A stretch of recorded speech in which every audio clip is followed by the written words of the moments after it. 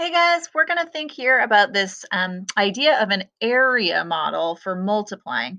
So, what you're going to find is that you're going to have two numbers, right? So, we're going to multiply two numbers together. In this case, in this example here, we have two-digit numbers. So, we have 52 and we want to multiply it by 46.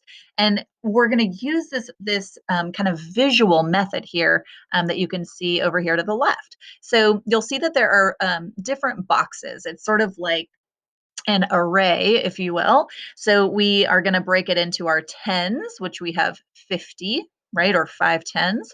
And then we have our ones, two. Okay, so that goes along the top here to represent 52. We're going to then break 40 into its tens and ones. 40 plus 6 gets us 46. So here we have represented 46 on this side and 52 along the top.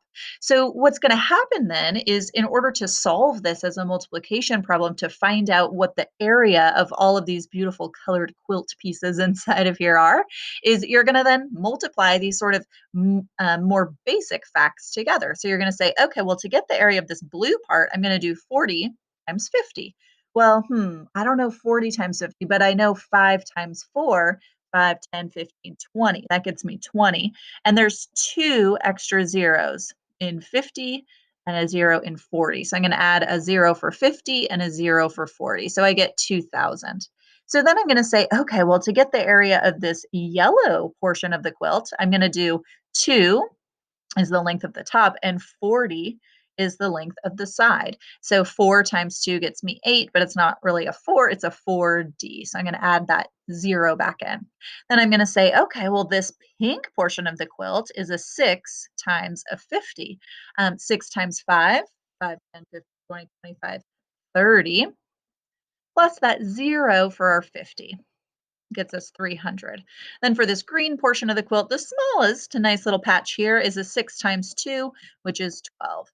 And then to be done, right, what you're going to do is you're going to total all of those up together by adding them. So you're going to say, I'm going to add together the blue portion, 2,000. I'm going to add together the yellow portion, which is 80.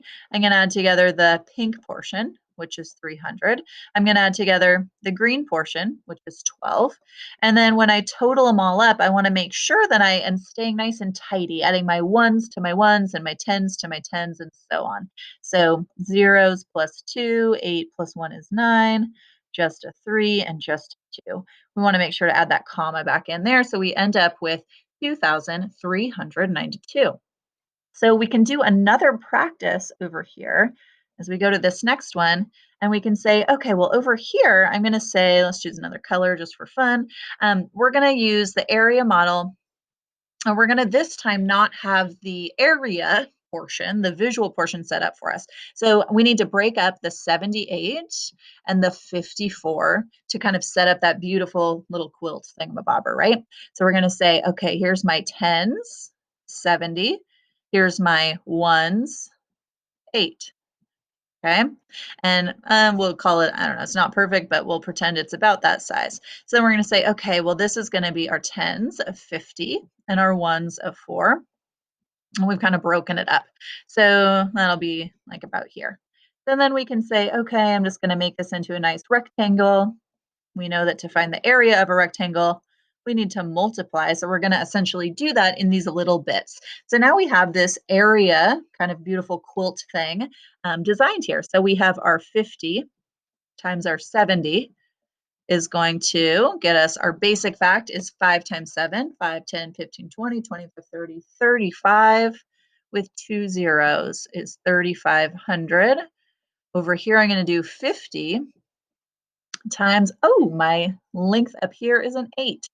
So 50 times 8. Ooh, I don't know 50 times 8, but I do know 8 times 5.